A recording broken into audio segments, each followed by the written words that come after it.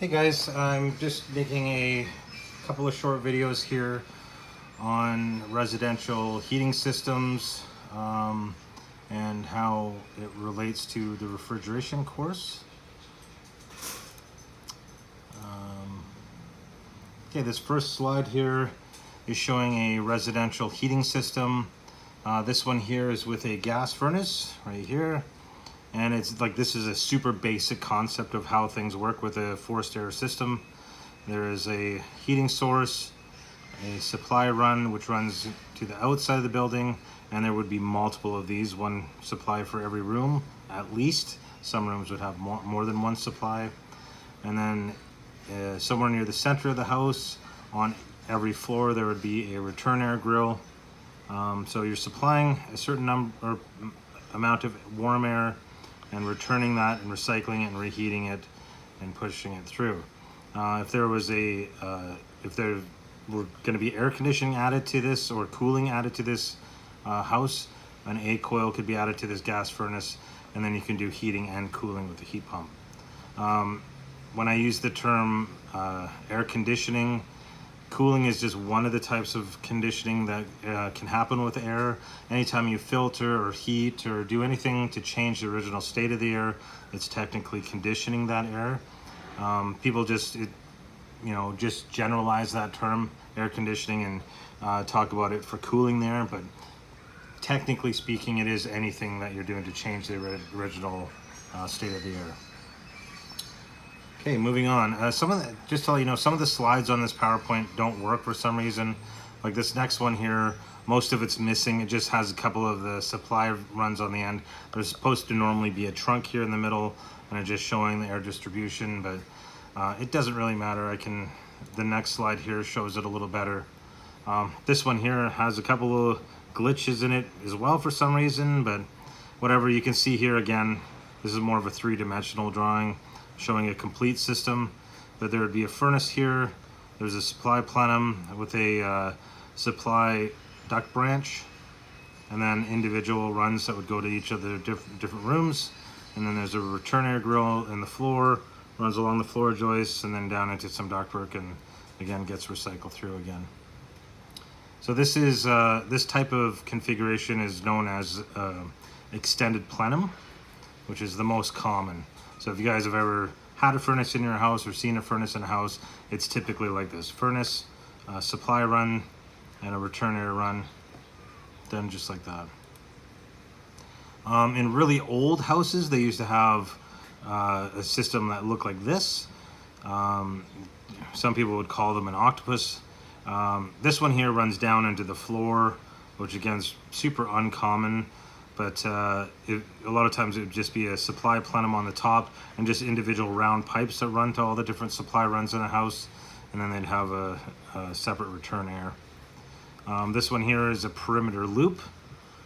So there's actually a ductwork that runs all the way around the exterior of the building. Those are all tied together, and then they'd have one or two supply runs tying into that. And the whole concept of it is that it pressurizes that whole loop equally, and you'll get an equal amount of air coming out of each one of those runs. Extremely rare and not super efficient. It's better in theory than it is in practice, for sure.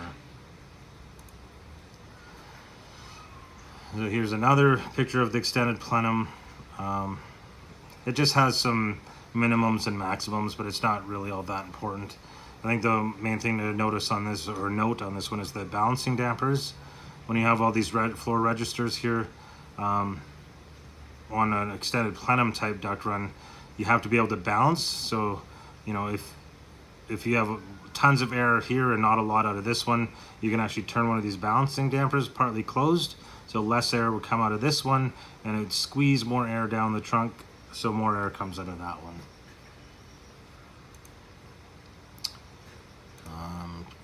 Yeah, a lot of this is just the same stuff over and over again. Talks a little bit about different materials, which you're not going to be too concerned with. So this picture here is noting that there's cross breaks typically in ductwork. So if you've ever been in an old house and when the furnace turns on, you hear a big bang, that's when the initial rush of the air going into the ductwork, it causes it to balloon out a little bit, and you end up with a noise, and it's known as oil canning. So to help prevent that, a slight kink in the metal stiffens it a little bit, so that's called cross breaking. Also, if the thickness of the duct is too low, it's more likely to oil can. So thicker gauge metal will help also reduce that oil canning. Most residential systems use extremely light duct because it's just purchased from a wholesaler, and yeah, it tends to be a little bit poorer quality. I'm gonna skip over a few of these because they're just not really applicable. There's lots of different types of connections to attach one piece of duct to the next. This one here is the most common in residential systems. It's called an S and drive connection. It's so on the long lengths here, it has a piece of metal, a separate piece of metal that's shaped like an S. So it'll clip onto the top and bottom here, and then this side of the duct will slide into that little S piece. So this is like a side profile of it. And then there's a drive. There's just a half-inch piece of metal on the main duct, kind of folded back on each side. And then there's a C-shaped piece of metal like this one that you drive onto that drive cleat side, and it holds it all, or locks it all together. They have a couple of different patent connections here that aren't really common at all. Like this one here, maybe in some of the prairie provinces you'd see it. The Snaplock joint, I have no idea. I've never seen that ever in my whole life. So that might be common in Middle Eastern or maybe even some places in the States.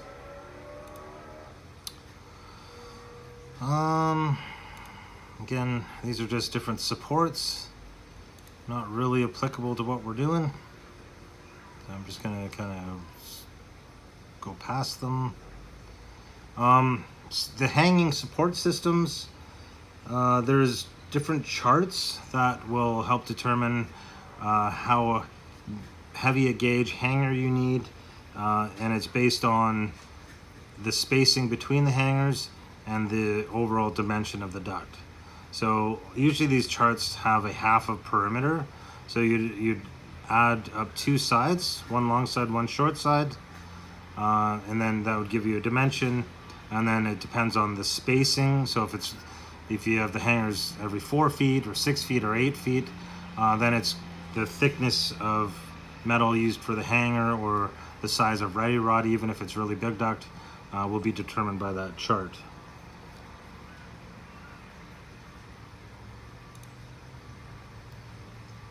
So this is just a different picture showing the hanger systems. So on this side they have just a strap piece of metal. So it's 1 inch wide by 16 gauge usually. On this side here is a ready rod. And also just a note, if you look at those charts, 16 gauge hanger strap can actually hold a little bit more weight than a 3/8 ready rod.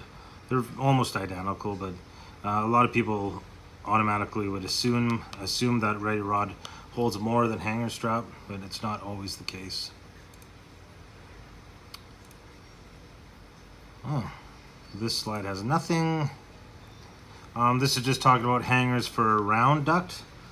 This one is actually showing a flexible round duct, which I don't recommend using at all.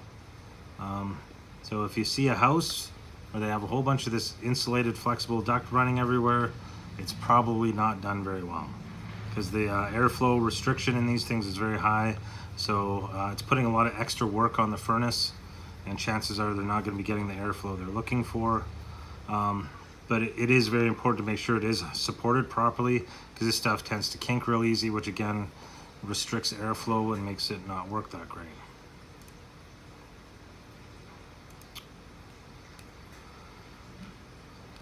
This is showing patterns for air distribution in a room.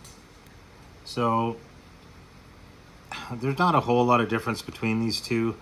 This is just showing, this is a very typical installation that you'd have a supply register, usually near a window, because you're creating a heat curtain.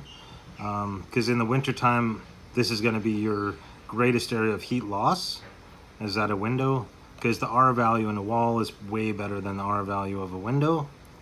So you'd want to put heat near that cold spot so it helps heat up that air and kind of keep at bay the cold from coming in. And then with the return air on the far side, sorry, just give me a minute.